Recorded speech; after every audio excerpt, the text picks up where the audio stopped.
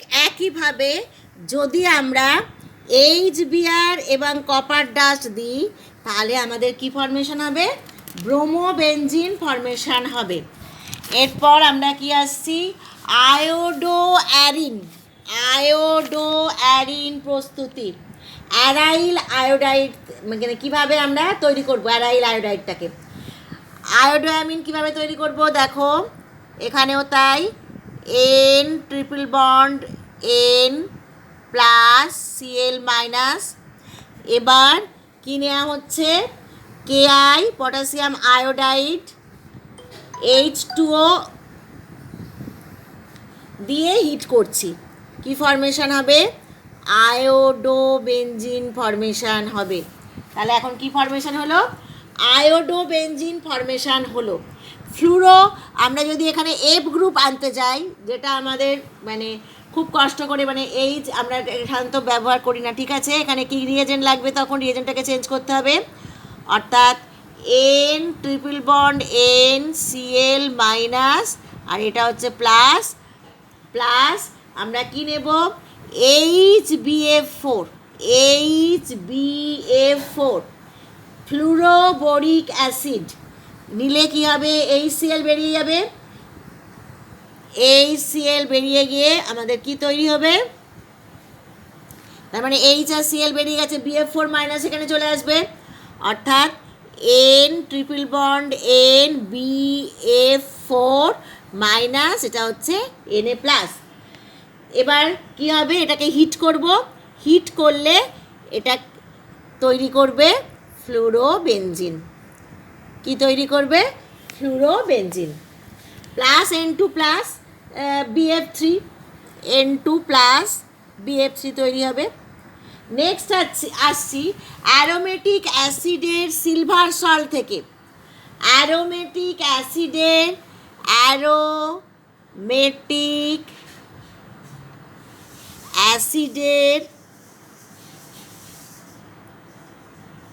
Silver লবণ থেকে।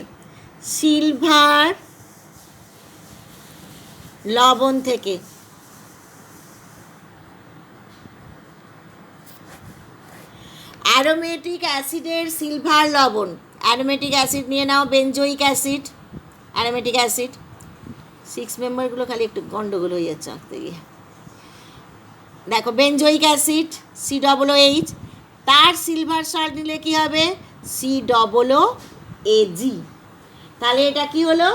Silver benzoate.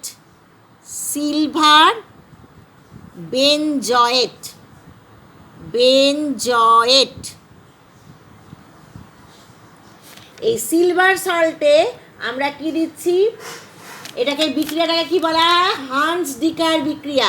বিক্রিয়ার নাম হচ্ছে হান্স ডিকার বিক্রিয়া। বিক্রিয়ার নাম কি বললাম? হান্স ডিকার বিক্রিয়া। এখানে কি নেওয়া হবে? Br2 কার্বন টেট্রাক্লোরাইড দিয়ে CCl4 রিফ্লাক্স করা হচ্ছে। রিফ্লাক্স করলে আমরা কি পাবো? ব্রোমোবেনজিন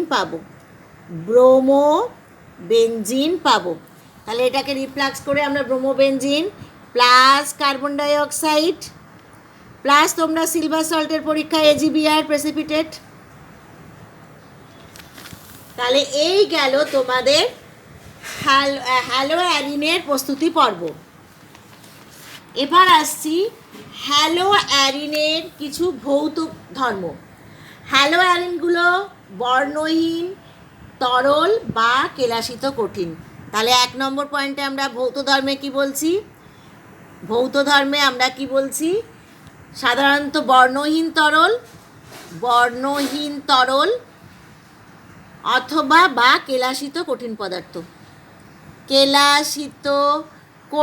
পদার্থ। তার মানে নির্দিষ্ট শেপ আছে। তাহলে কেলাসিত কঠিন পদার্থ বা বর্ণহীন।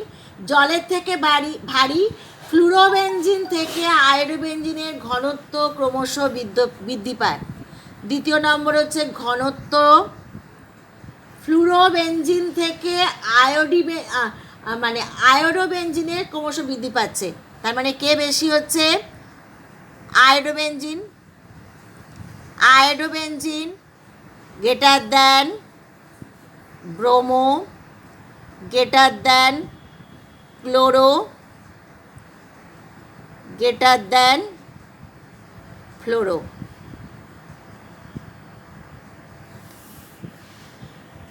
জলের সঙ্গে হাইড্রোজেন বন্ধন গঠন করে না, তার মানে এরা কি হচ্ছে? জলে অদ্রাব্য।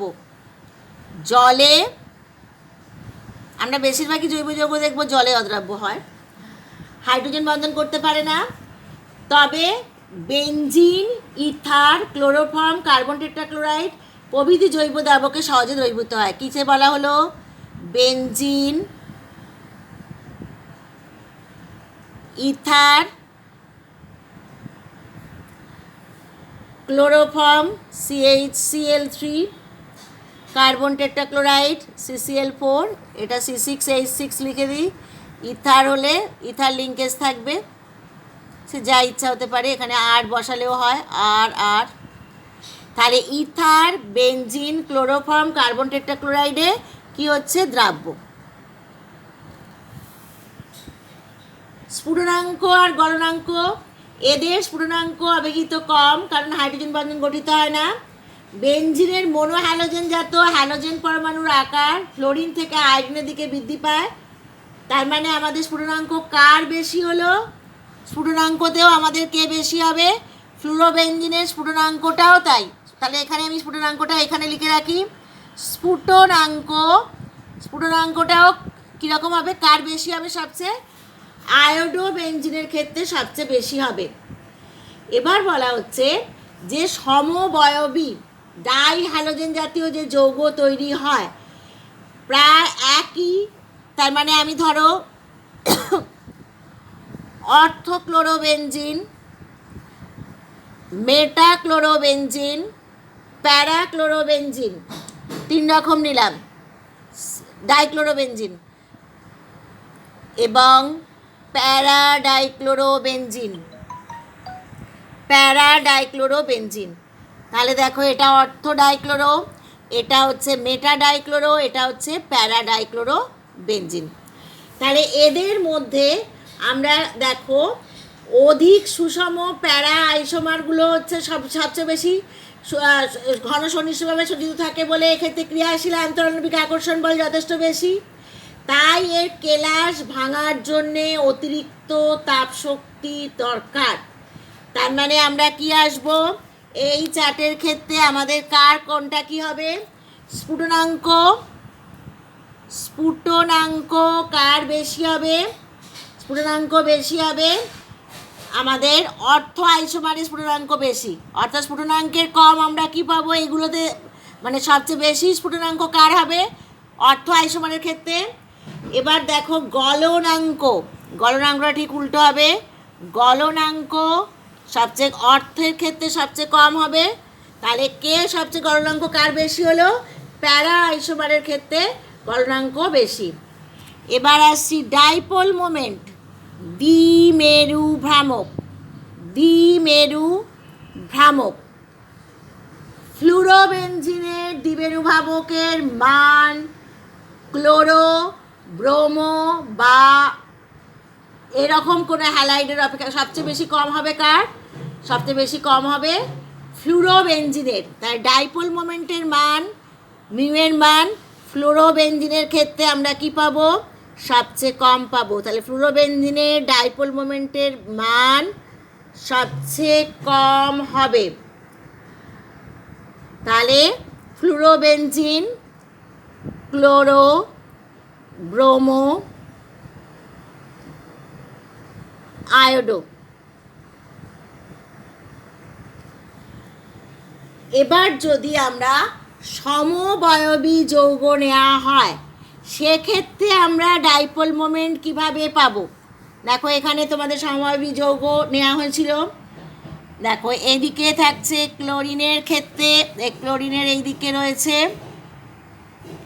Dipole moment, resultant dipole moment আমরা এইদিকে পেলাম। এই রেজাল্ট্যান্ট ডাইপোল মোমেন্টের মান অর্থর ক্ষেত্রে বেশি হবে। তাহলে ডাইপোল মোমেন্টের মান, মিউয়ের মান অর্থে বেশি, মেটাতে অর্থের তুলনায় কম। আর প্যারাতে দেখো, মেটাতে আমাদের কি হচ্ছে, এই দিকে যাচ্ছে। ডাইপোল মোমেন্ট আমাদের চিহ্নিত করার জন্য এইভাবেই করানো হয়ে থাকে। ডাইপোল মোমেন্টের মান এখানে কি থাকছে, মেটারও ডাইপোল মোমেন্টের মান থাকছে, কিন্তু কাটছে অর্থ হচ্ছে, মেটাতে হচ্ছে ডাইপোল মোমেন্টের মান কম। আর প্যারার ক্ষেত্রে দেখো, এ ওকে প্রশমিত করে দিচ্ছে, এই দিকে যাচ্ছে, এই দিকে আসছে এটার। তাহলে নেট রেজাল্ট্যান্টে মিউয়ের মান কত হচ্ছে, 0। তাহলে প্যারা আইসোমারের ক্ষেত্রে ডাইপোল মোমেন্টের মান হচ্ছে 0, অর্থ আইসোমারের ক্ষেত্রে ডাইপোল মোমেন্টের মান বেশি মেটার তুলনায়। এই গেল আমাদের অর্থ, মেটা, প্যারা। আর তোমাদের হ্যালো অ্যারিনেট তোমাদের কিভাবে প্রস্তুত করব আমরা সেগুলো বললাম। তাহলে এখানেও আমাদের নিউক্লিওফিলিক সাবস্টিটিউশন বিক্রিয়া হবে, ইলেকট্রোফিলিক সাবস্টিটিউশন বিক্রিয়াও আছে। তাহলে আমরা দুটো গ্রুপ, একটা রাসায়নিক ধর্ম বলতে গিয়ে আমাদের যে সমস্ত বিক্রিয়াগুলো রয়েছে সেই বিক্রিয়া সম্পর্কে তোমাদের একটু রাসায়নিক ধর্ম নিয়ে বলি। যে দুখানা গ্রুপ, একটা হচ্ছে অ্যারাইল হ্যালাইড, যেটা কোনো বিক্রিয়া ঘটায় না। আবার ভিনাইল হ্যালাইড, সেটাও কোনো বিক্রিয়া ঘটাতে পারে না। কাদের কাদের ক্ষেত্রে, কেন এরা কম সক্রিয়? অ্যারাইল এবং ভিনাইল হ্যালাইডের অত্যাধিক কম সক্রিয়তার কারণগুলো তোমাদের ব্যাখ্যা করে বলবো। আগে তোমাদের অ্যারাইল হ্যালাইড আমি এক্স দিয়েই সূচিত করে থাকি। এবার তোমাদের ভিনাইল হ্যালাইডের ফর্মুলা কী করা হয়, ঠিক এইভাবে লেখা হয়, সি ডাবল বন্ড সি এখানে, অর্থাৎ এখানে এর বিটার আর আলফার মাঝখানে ডাবল বন্ড থাকে। তাহলে এরা কী কী রাসায়নিক বিক্রিয়া, এটাকে বলা হচ্ছে ভিনাইল হ্যালাইড। আর এটাকে আমরা কি বলছি, অ্যারাইল হ্যালাইড।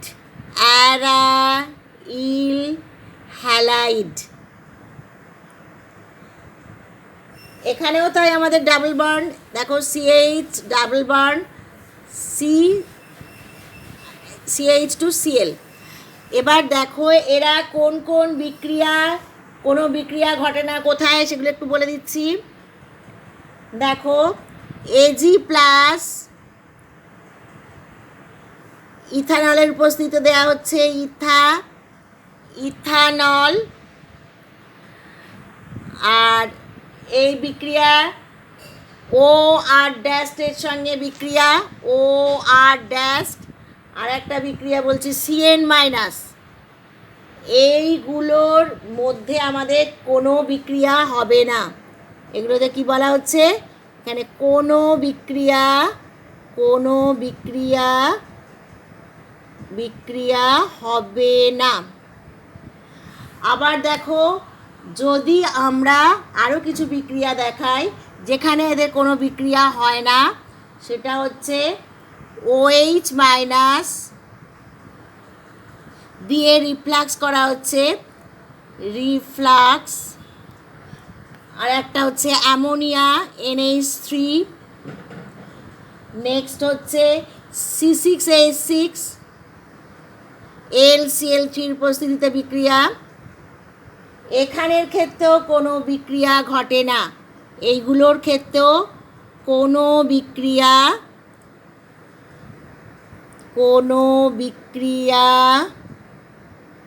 ঘটে না। বোঝা গেল?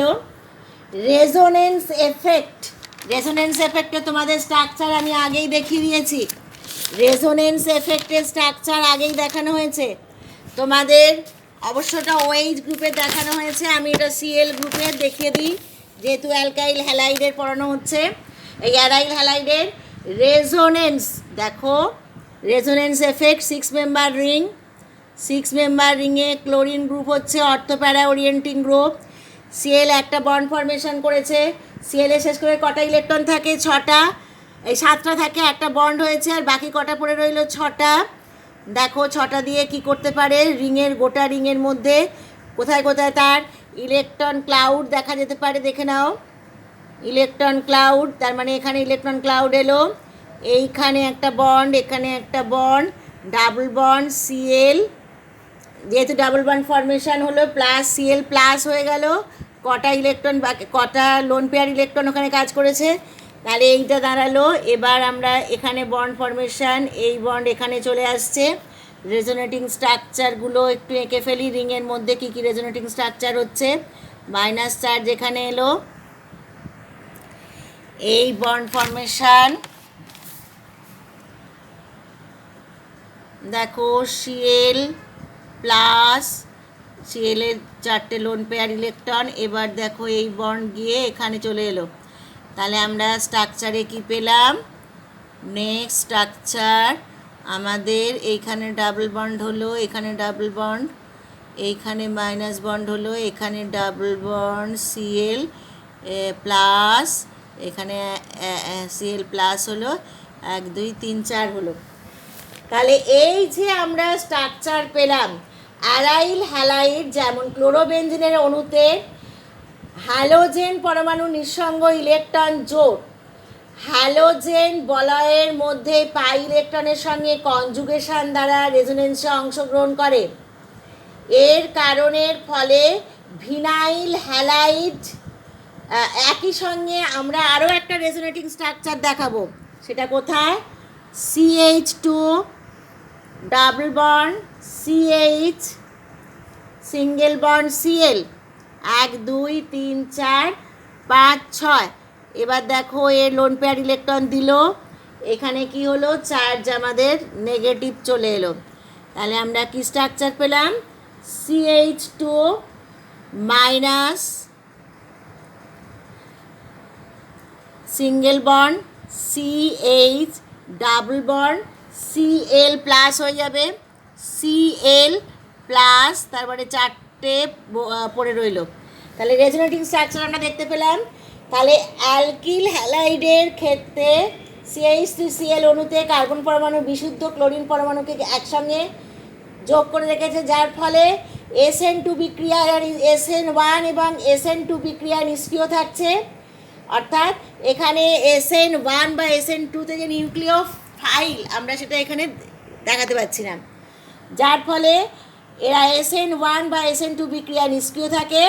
অ্যারাইল এবং ভিনাইল হ্যালাইডের রেজোনেন্সের সাহায্যে মানে ওদের মধ্যে স্টেবিলিটি লাভ করে, কিন্তু অ্যালকিল হ্যালাইডগুলোর এই রকম কোনো স্থিতিশীলতা নেই, তাই হ্যালোজেন প্রতিস্থাপনের সক্রিয়ণ শক্তি অ্যালকিল হ্যালাইড অপেক্ষা অ্যারাইল বা ভিনাইল হ্যালাইডে যথেষ্ট বেশি হয়ে থাকে।